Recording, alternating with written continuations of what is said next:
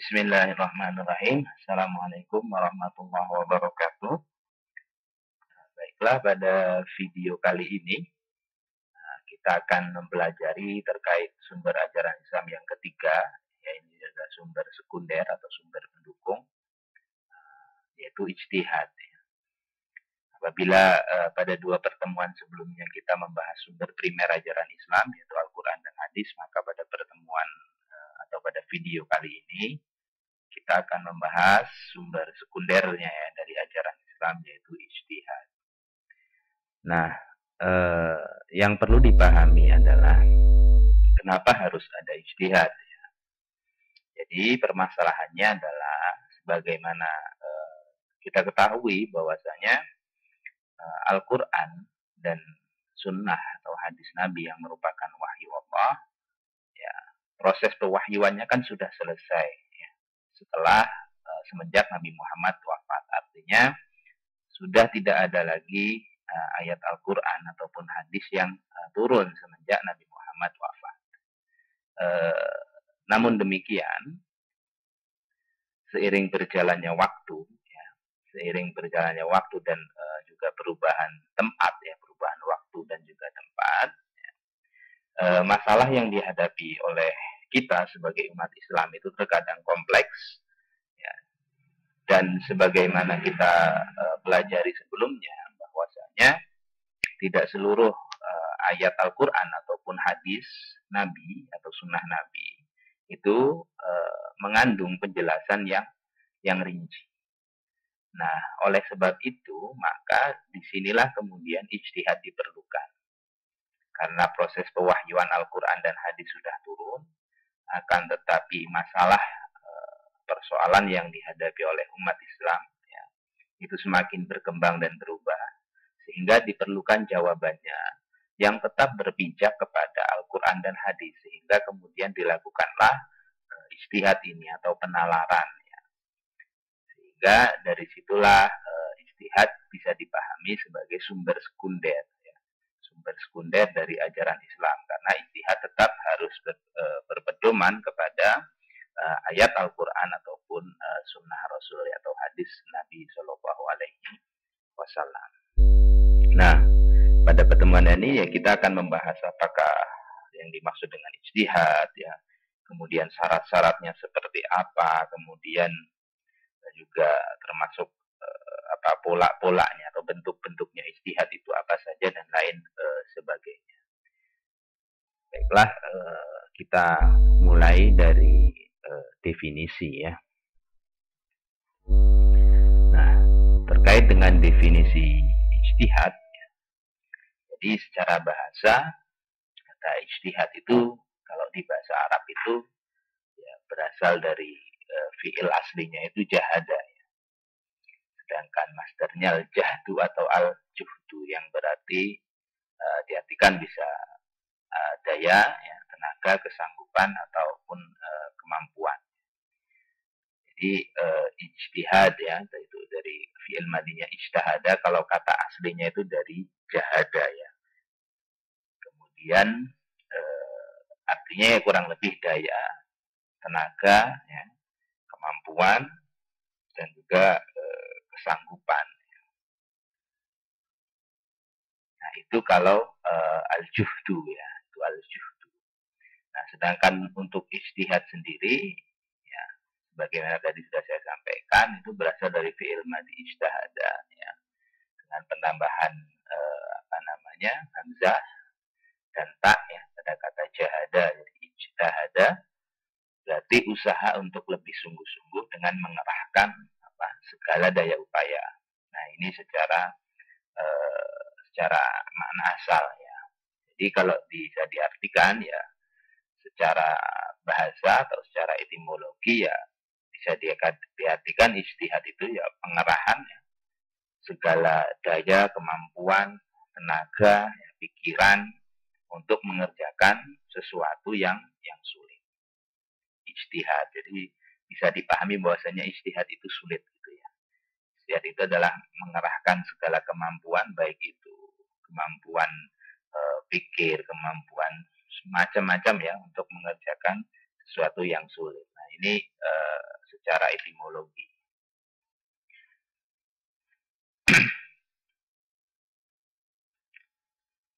Nah, adapun secara terminologi ya, setidaknya saya sini sebutkan ada dua pengertian ya. Yang pertama badlul faqih atau upaya seorang faqih ya, badlul faqih wus'ahu fi istinbatil ahkam al-amaliyah min adillatiha tafsiliyah. Upaya seorang faqih dengan kemampuannya dalam mewujudkan hukum-hukum amaliyah yang diambil dari dalil-dalil yang rinci yang terdapat di dalam Al-Quran ataupun hadis ya. Nah, sedangkan pengertian yang lebih umum itu bisa lihat setelahnya ya. Pengerahan segala kemampuan atau istifraghul wus'ai ya. Pengerahan segala kemampuan istifraghul wus'ai untuk menentukan sesuatu yang zanni dari ahkam atau hukum-hukum ahkam syar'iyah ya, dari hukum-hukum syar'i. Nah, pengerahan segala kemampuan untuk menentukan sesuatu yang zanni. Zanni itu artinya sesuatu yang masih menimbulkan multi tafsir ya, multi interpretasi ya, multi penafsiran dari hukum-hukum syariah. Nah, kemudian ada dua pendapat setidaknya terkait dengan ijtihad. Ya. Nah, apabila kita merujuk kepada pengertian pertama, yaitu upaya seorang faqih ya, pengertian pertama ini, upaya seorang faqih dengan kemampuannya dalam mewujudkan hukum-hukum amaliyah yang diambil dari dalil-dalil yang rinci, ya, itu kemudian menimbulkan beberapa kesimpulan bahwasanya satu, ijtihad itu hanya terdapat di bidang fikih saja, jadi tidak ada ijtihad di bidang akidah misalkan atau tasawuf atau yang lain atau pemikiran yang lain ya. Nah, kemudian juga yang kedua implikasinya adalah berkenaan dengan bidang amaliyah bukan pemikiran. Jadi hal-hal yang terkait dengan amalan-amalan bukan terkait dengan pemikiran. Nah, kemudian yang ketiga berkenaan dengan dalil yang bersifat zanni atau multi tafsir. Ya. Jadi dari dua pengertian ini, ya, upaya seorang ahli fikih dan juga pengerahan segala kemampuan itu setidaknya terdapat tiga hal, yaitu pertama ijtihad itu hanya terdapat pada bidang fikih saja, meskipun kemudian ya sebagian ulama lain berpendapat bahwa ijtihad itu tidak hanya pada ranah fikih, tapi juga pada ranah-ranah yang lain. Jadi tidak hanya terbatas pada ranah fikih, bahkan ada yang mengatakan bahwasanya ijtihad dalam ranah hukum-hukum fikih itu pengertian ijtihad dalam arti yang sempit.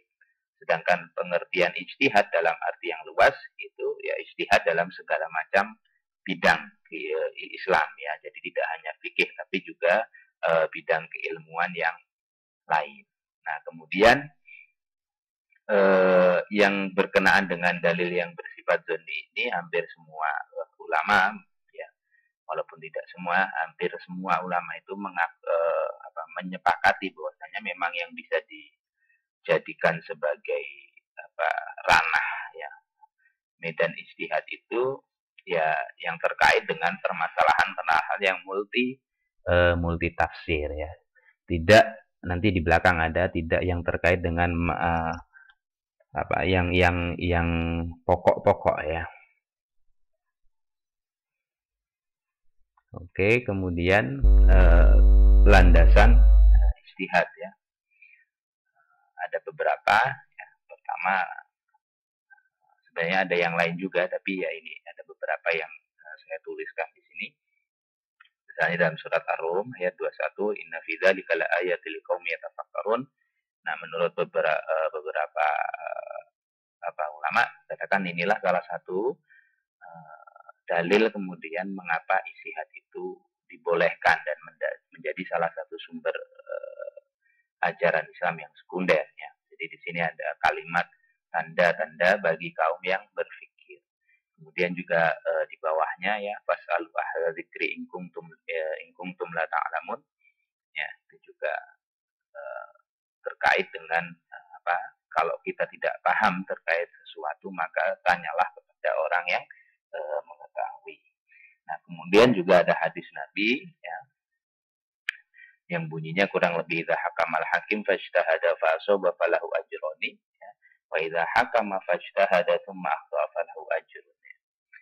Jadi apabila seorang hakim membuat keputusan kemudian dia itu berijtihad dengan benar ya dan benar ya, maka ia akan mendapat 2 pahala. Sedangkan apabila dia berijtihad akan tetapi salah, dia akan tetap mendapat 1 pahala. Jadi orang berijtihad itu salah benar tetap mendapat pahala. Tapi nanti di belakang kita lihat apa sih syarat-syarat mujtahid, terutama terkait dengan Islam ya, dalam Islam.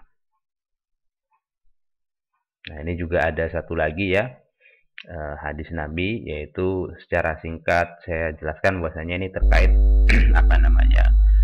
pengutusan Mu'ad ya bin Jabal ke Yaman, yang kemudian Mu'ad ditanya oleh Nabi ya, ketika kamu sampai sana ya, kemudian dengan apa kamu akan memutuskan apabila ada suatu permasalahan. Kemudian Mu'ad menjawab ya dengan Al-Quran. Kemudian ditanya Nabi, lah kalau di Al-Quran tidak disebutkan ya dengan sunnah Rasulullah. Kemudian Nabi bertanya lagi, kalau tidak disebutkan maka Mu'ad menjawab ya dia akan berijtihad dengan pendapatnya ya. Kemudian Nabi meridhoi perkataan atau menyetujui perkataan dari jawaban dari Mu'ad tersebut. Nah, dari sinilah kemudian juga disimpulkan bahwasanya ijtihad itu boleh ya. Ijtihad itu boleh dilakukan apabila memang ya, tidak ditemukan secara jawabannya di dalam Al-Quran ataupun Sunnah, atau ditemukan jawabannya tapi masih dalam pengertian yang sangat umum ya, yang sangat dasar.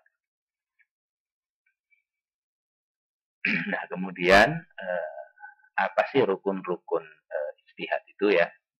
Suatu permasalahan itu bisa dilakukan ijtihad itu kalau ada rukunnya itu apa saja. Yang pertama tentu saja adanya kejadian ya, atau sesuatu yang diduga akan terjadi yang tidak diterangkan oleh Al-Quran secara detail ataupun tidak diterangkan sama sekali. Kemudian mujtahid ya, itu orang yang melakukan ijtihad tersebut. Mujtahid fi itu objek atau materi yang diijtihadi. Kemudian juga yang keempat itu ya dalil ya, yang membantu untuk menentukan hukum, baik itu dari Al-Quran ataupun hadis. Nah, kemudian kita lanjut kepada syarat-syarat mujtahid. Sebenarnya ada banyak sekali syarat ya, yang harus dimiliki oleh seseorang yang hendak melakukan ijtihad atau seorang mujtahid. Namun pada slide ini saya hanya akan meringkas menjadi 2 saja ya, karena berbagai syarat yang lain itu sebenarnya turunan daripada 2 syarat ini ya. Ini syarat pertama itu mengetahui syariat dan segala hal yang terkait dengannya ya. Lihat yang saya gunakan huruf kapital ini yang gede, segala hal yang terkait dengannya ya, ini juga secara otomatis berarti mengetahui berbagai macam disiplin keilmuan ya, yang terkait dengan syariat ya. Makanya saya bilang tadi saya ringkas saja, karena dalam syarat-syarat mujtahid yang dikemukakan oleh berbagai ulama itu banyak ya. Tapi kalau diringkas ya jadi 2 inilah kurang lebih gitu ya. Jadi yang yang pertama mengetahui syariat dan segala hal yang terkait dengannya, yaitu terutama ya terkait keilmuannya. Bisa berbahasa Arab otomatis karena sumber Islam itu mau nggak mau kan bahasa Arab gitu ya.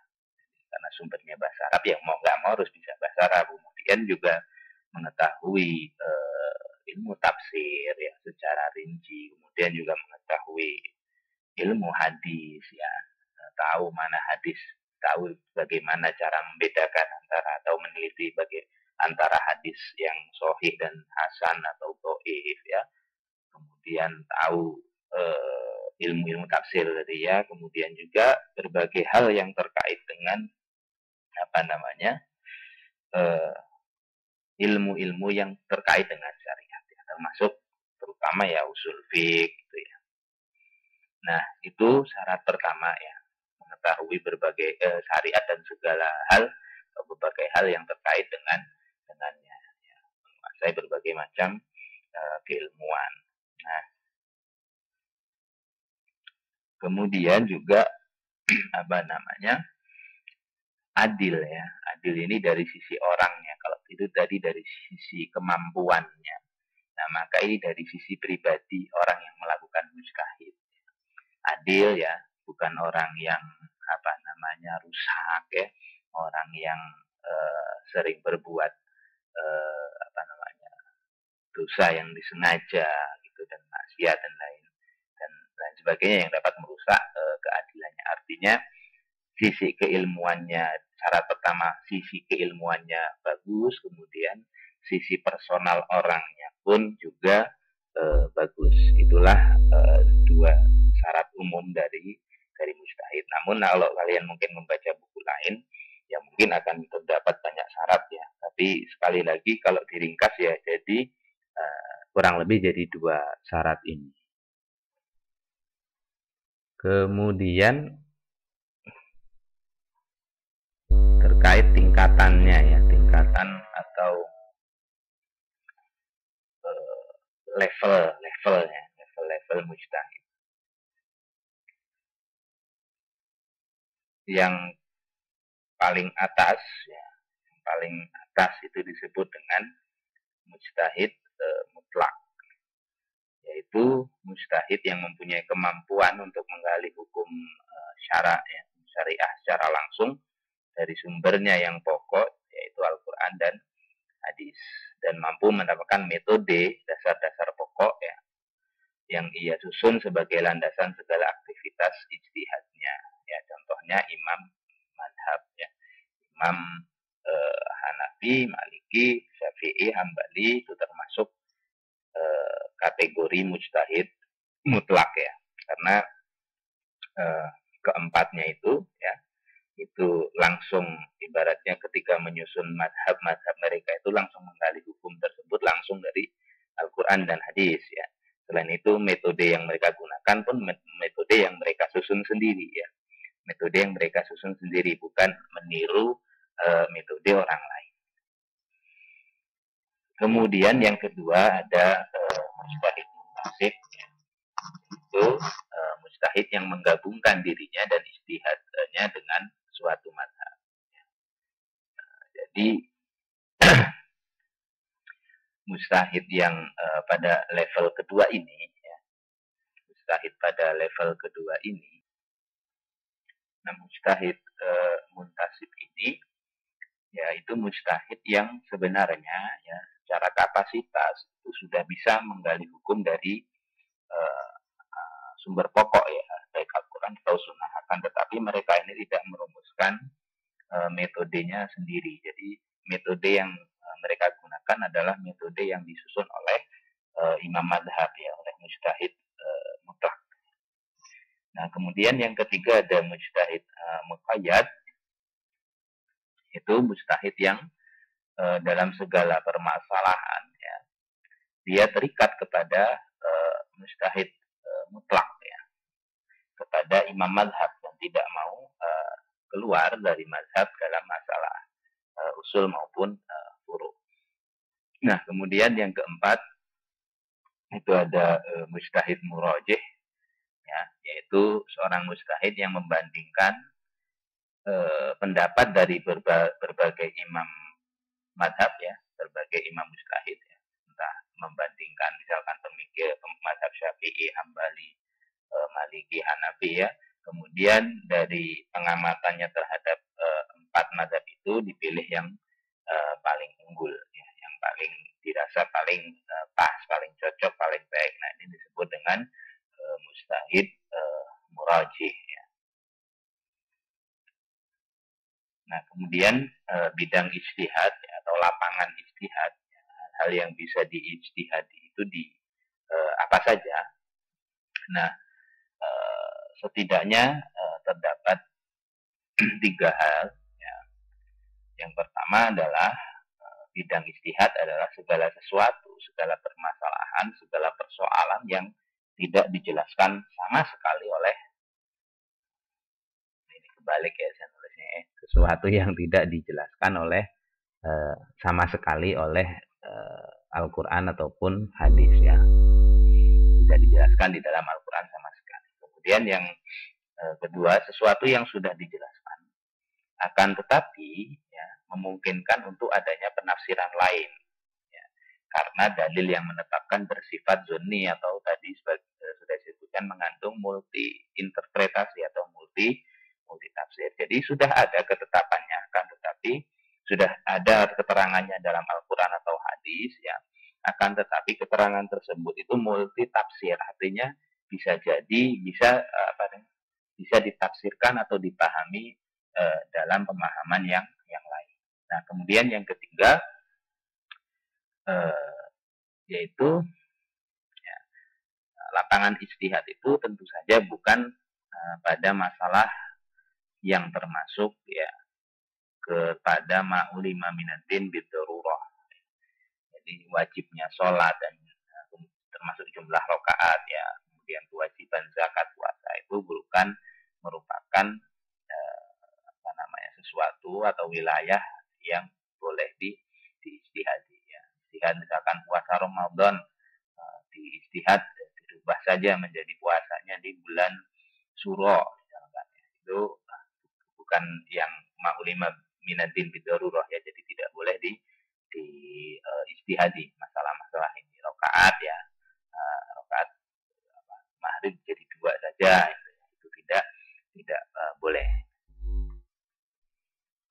Nah, kemudian selanjutnya adalah jenis-jenis ijtihad ya.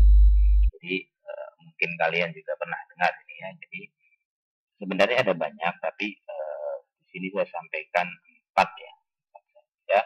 Yang pertama yang mungkin sangat familiar ya, itu adalah ijma. Ya. Ijma. Nah, ini adalah apa ijma itu? Ya, kesepakatan para ulama dalam menetapkan suatu hukum dalam agama berdasarkan Al-Quran dan hadis dalam suatu perkara. Jadi ijma itu kesepakatan para ulama yang memang diakui otoritasnya dalam menetapkan suatu hukum-hukum dalam beragama. Nah, kemudian qiyas ya, qiyas yang kedua ya, menetapkan suatu hukum dalam suatu perkara baru yang belum pernah ada pada masa sebelumnya namun memiliki kesamaan, baik itu kesamaan sebabnya, manfaat, bahaya atau yang lainnya. Mungkin kalau kalian bisa pernah dengar, misalkan di Indonesia itu zakatnya adalah menggunakan beras ya. Itu merupakan qiyas ya. Qiyasnya makanan pokoknya orang Arab itu apa? Nah, dikiaskan di Indonesia makanan pokoknya itu beras. Jadi zakat itu boleh pakai beras. Nah, ini salah satu contoh daripada hasil ijtihad dengan menggunakan qiyas. Kemudian juga ada yang namanya istihsan. Jadi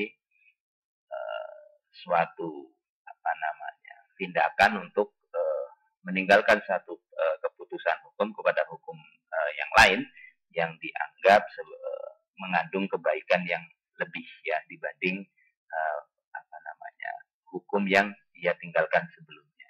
Jadi istihsan dari kata ihsan ya. Jadi kepada sesuatu yang lebih baik. Nah, kemudian juga ada uruf ya atau uruf ya.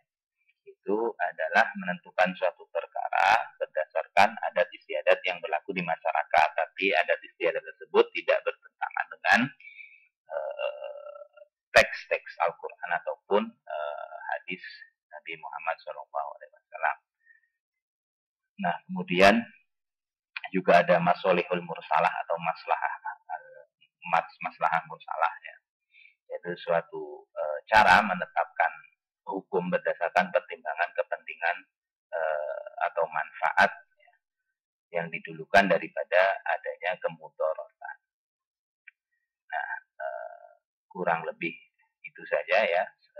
Saya bikin umum, jadi silahkan kalau ada pertanyaan terkait dengan ijtihad bisa kita lanjutkan di tanya jawab.